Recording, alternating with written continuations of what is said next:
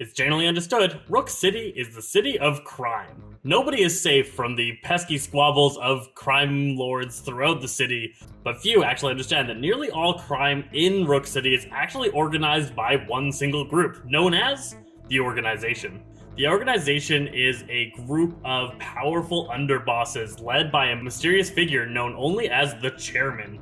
The organization has pulled together all of the different crime that exists throughout Rook City, keeping Rook City in a state of dismay but profitability. Those that know about the organization assume the title of the chairman has been passed down over time as it's existed since the 1920s. None realize that it is one person alone that has held that title through the decades, and that figure is Graham Pike, the head of the Pike Pharmaceuticals Company. Graham Pike has been around far too long, stealing secrets from the pharmaceutical company to prolong his own life. He's become obsessed and fixated with living forever. He's done what he can with the chemicals that he is able to access, but he needs more, and he is constantly pushing further and further for that goal of immortality. Chairman Pike uses his influence to test different chemicals on the citizens of Rook City to see what would work and what would push further his ever-longing goal.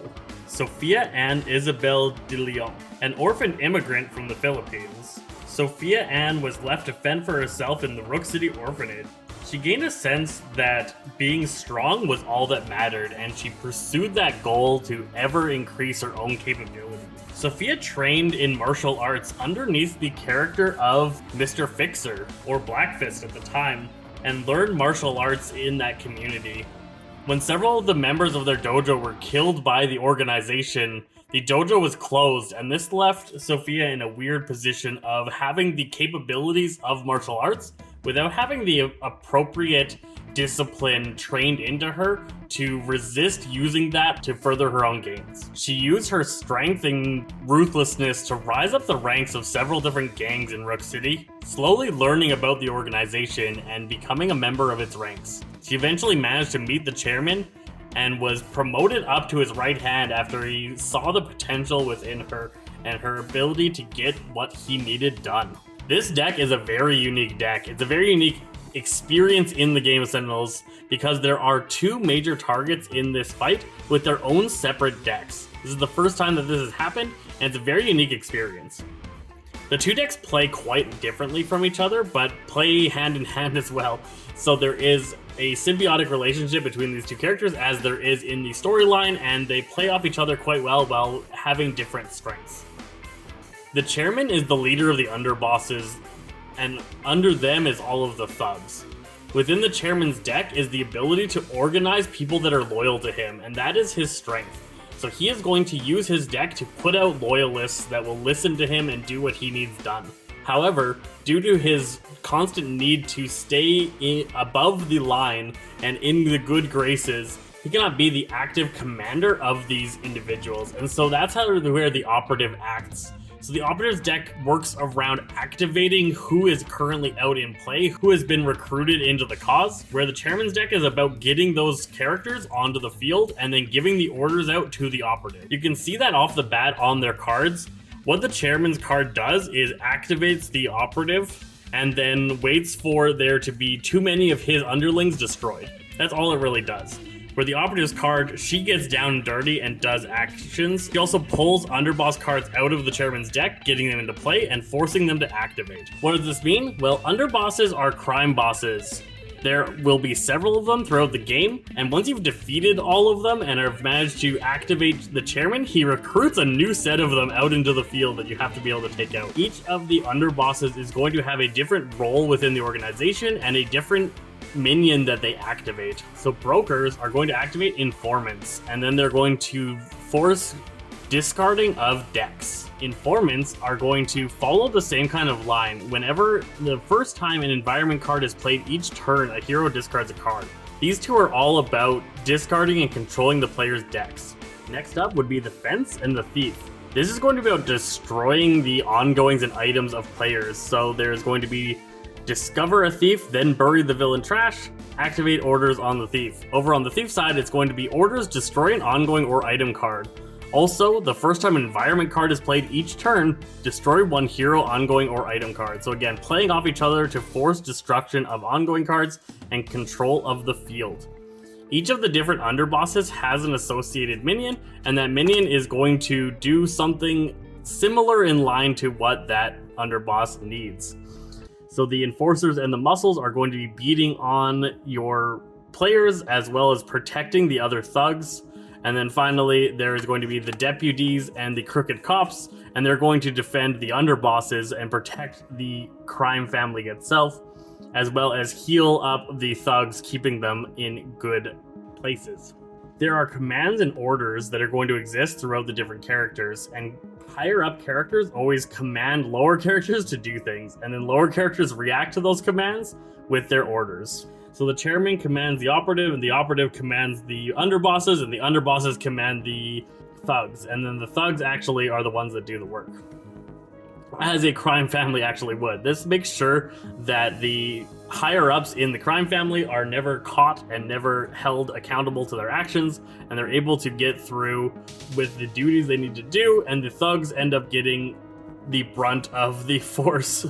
And that is how it plays out a lot. You have to spend your time as the heroes beating up on the thugs and taking them down while slowly eliminating underbosses. You need to make sure that a healthy amount of the thugs have been defeated so that you do not have to deal with too many thugs at the same time that you're dealing with all of the different creatures on the board. At the same time, the operative is just constantly messing everything up, and you need to get rid of her 45 hit points worth of card to be able to handle the entire fight. So you're constantly going to be needing to chip away at her while you're taking out underbosses and thugs to hopefully eventually be able to take on the chairman. Her deck is going to be all about taking her own actions. So she does quite a bit of lethal force. She has ongoing techniques, several of them, that kind of take into effect like the style from Mr. Fixer. She's got different techniques that she uses that changes up how she interacts with the players. She always has to have a technique out, and so she's going to be constantly bringing these out if you destroy them, making it a difficult deck to manage. She also brings out quite a few more of the creatures in play, and that can be very frustrating to deal with. In the Chairman's deck, the biggest threats are cards that are going to bring back characters from underneath the Chairman himself. The Prison Break card is the most dangerous card in this deck. Shuffling the Chairman's trash into the Chairman's deck, discover an underboss card. If no cards are played this way, randomly play one card from under the Chairman's character card, bringing one of the underbosses back. This can really mess up the play and make it much more difficult for you to be able to win the game. There's also new assignments, which is randomly play one card from under the Chairman's character card. If you've managed to take out some underbosses, this gets a new underboss promoted up to a new character promoted up to the underboss rank, and you gotta retake out that target, which is very frustrating. Once you do manage to flip the Chairman, dealing with the H underbosses underneath him, he flips and then immediately plays all of those underbosses back into play. So now you're dealing with all of the underbosses all at once, plus the Chairman starts doing his own thing. When you take out the operative, she gets wiped out, and she no longer interacts with the game with too much, only activating the commands on the underboss with the highest HP, who kind of takes over her role instead of her dealing, or instead of the operative giving out the orders, it'll be now that top underboss that has taken her place. The old Chairman was a very dominating deck, and a lot of teams struggled to defeat him. This new version of the Chairman, I think, is a lot more balanced and a lot more interesting to play against, with its interactions with the environment deck, as well as the fact that the underbosses don't guaranteed pull out their thugs immediately if they exist. This was a problem that existed in the first deck, where on every turn, if an underboss was up, its associated thug came out and activated. Now, only activations happen, they don't guaranteed get pulled out. They only get pulled out if the commands of an underboss gets activated, and there's rarer things that cause that to happen. This makes sure that you don't feel absolutely overwhelmed in the game, and you feel like you've got a chance throughout it. But with the changes to this, such as the environment turn, or each time an environment card is played, one hero discards one card, there is a lot of interacting with the environment, and if you can't take out the thugs fast enough, or if things unexpectedly cause the environment to play cards, you can really get overrun and wiped out quickly, as you can see in our playthrough, where we got absolutely beat down by the organization. They did such an excellent job creating a crime family based deck, and it feels correct this time. It feels like that family, and it feels like the constant replacement of members as other ones get taken out by the heroes. It's a great deck, feels really good, and it is definitely a challenge. If you want a hard fight, this is one of the decks to take and try and face off against, because it is always going to be a challenge. You're not just going to breeze through this fight and win every time. Depending on which underbosses you get out in which order is greatly going to affect how you're going to play through this game. But to be able to take on the organization as a fight, you need to definitely manage the more threatening thugs with the more threatening underbosses. Crooked Cops and Enforcers are a pain to deal with, and you need to be able to take those out to make sure that you can actually damage other targets. Where characters like possibly the Fence or the Informant aren't as dangerous. Although the discards and destruction of items can shut down certain characters, it's not as dangerous as the actual protection of their allies that causes you to constantly overcome negative damage dealt effects. If you can lock down the environment from playing cards with things like bunkers, foam grenade, or other effects like that, you're definitely going to reduce the amount of incoming threat that this boss has, as it has a key interaction with the environment.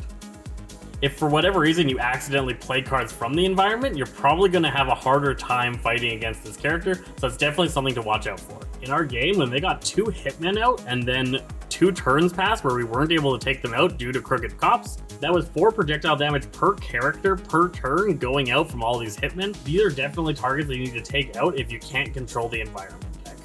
You could not let Crooked Cops stay on the field. If you take out underbosses, Crooked Cops are just going to bring them right back immediately. And so taking out the Crooked Cops is absolutely your #1 priority. No matter what happens, if a Crooked Cop comes out, you need to take it out. Certain environments make a much rougher time dealing with the organization, such as the Temple of Zhulong, which makes it even harder to deal with these characters. So pick your environment carefully. You don't want to be fighting in an extremely hostile environment, because these guys play extra environment cards and play off of the environment. You don't want to be dealing with those extra threats. That's my quick look at the organization.